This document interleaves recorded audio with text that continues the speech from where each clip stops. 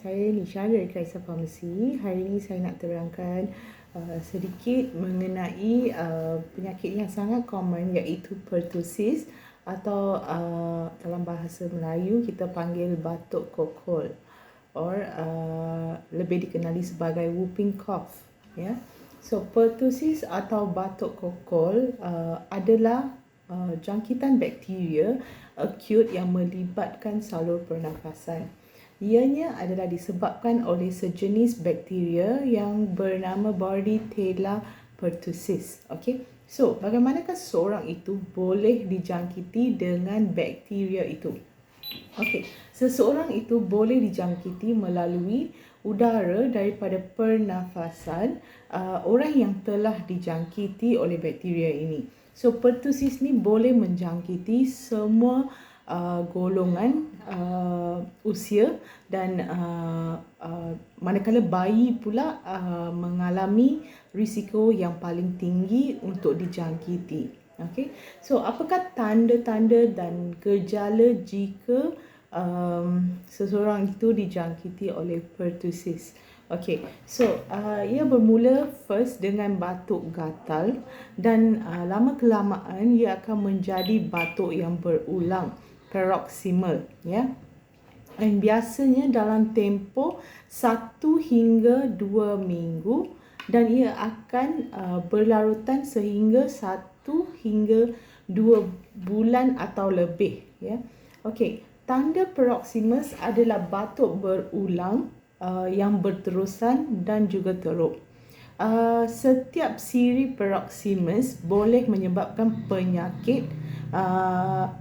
pesakit menjadi kebiruan, cyanosis, di mana wajahnya akan bertukar menjadi kebiruan kerana tidak sempat untuk bernafas. Kahak batuk selalunya berwarna jernih, dan batuk juga boleh disusuli oleh muntah. Seseorang yang dijangkiti pertussis boleh menularkan jangkitan ini kepada orang lain dalam tempoh 2 minggu pertama gejala batuk itu bermula. Apakah komplikasi yang mungkin berlaku selepas dijangkiti bakteria tersebut? Seseorang itu boleh mengalami keradangan paru-paru, iaitu pneumonia, ataupun keradangan otak, iaitu encephalopathy, dan kematian juga boleh berlaku. Selain itu, kekurangan zat, hilang berat badan juga merupakan komplikasi akibat muntah yang berulang. Sawan juga boleh berlaku kerana akibat kekurangan bekalan oksigen ke otak berikutan batuk yang berterusan, yang disebabkan oleh tak sempat untuk bernafas. Selain itu, bagaimanakah penyakit ini boleh dicegah? Pelalian dengan menggunakan vaksin pertussis merupakan cara pencegahan yang berkesan dan juga selamat. Sekurang-kurangnya 3 dos dan diberikan secara suntikan. Dan di Malaysia, pelalian ini diberikan kepada bayi sebanyak 4 dos mengikut jadual program imunisasi kebangsaan, dan pelalian diberi pada umur 2, 3 dan 5 bulan, serta dos tambahan booster dose pada umur 18 bulan.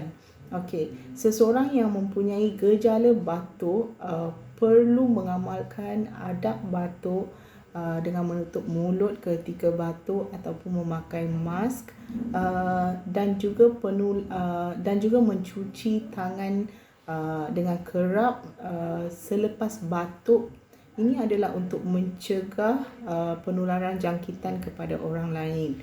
Seseorang yang bergejala juga dinasihati supaya tidak mencium bayi atau budak kecil, memandangkan mereka ni berisiko tinggi untuk mendapatkan jangkitan pertussis ini.